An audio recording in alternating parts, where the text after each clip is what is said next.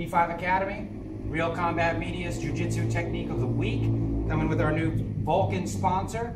We want to thank Rafael Nust over at Vulcan for sponsoring P5 Academy and Sensei Paul Mahar. Right? So technique of the day today is going to be a modified side mount position. All right. So my fighter here, Explode Fight Series, Sage, we call him Sageosaurus, Antonio Zuazo, keep an eye on him. Right? He's down here on the back. We want to start attacking the side mount. Now, one thing that I want to bring attention to, when you're in the side mount, the majority of the time that your opponent escapes in Jiu-Jitsu, it's usually from the hips.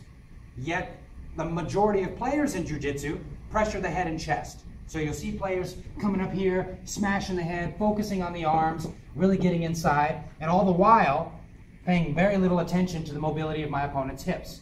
Okay? So we want to switch that up a little bit and utilize this position. Allows us to give a lot of pressure and still control the hips really well. Okay? It's also going to open up some different opportunities for submission. Okay? So I start in a classic side mount position here in our series. This is side mount hold down position number 2. My arms underneath the neck. What I'm going to do is I'm going to hook at the shoulder, and I'm going to take my bottom hand and I'm going to hook with the thumb inside right underneath his neck. All right? Once I have this anchoring grip, I'm going to be able to turn my guard and sit into his armpit, almost into a Keisagatami or a scarfold position, right? But I do have control of the secondary arm, okay? When I'm here, I start to lean my pressure onto him by pushing my floating rib right into the side of his floating rib, right? So when I dig in there, I push the rib in and I press it, okay? So here, I'm heavy. I grip and I pull and press into my opponent's body, adding a ton of pressure. This is the position that I want to work from. Blocking his hips, right? So he could shrimp out all day long, and it doesn't mean that much, right? He can push on me, but I'm counter-anchored to his entire body with both grips, right? So this is our starting position.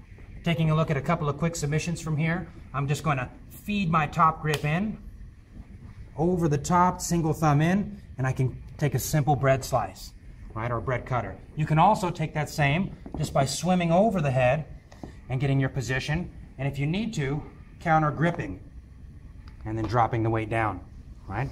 Secondary choke from this position, again, my hand is inside, thumb behind the neck, grip on the shoulder, anchoring my weight. He's moving, I'm controlling. I'm going to take this back leg, my right leg. I'm going to slide it up along my secondary leg and step over his head, allowing me to push my weight down and extend my right arm into the side of his carotid artery here for that secondary lapel choke.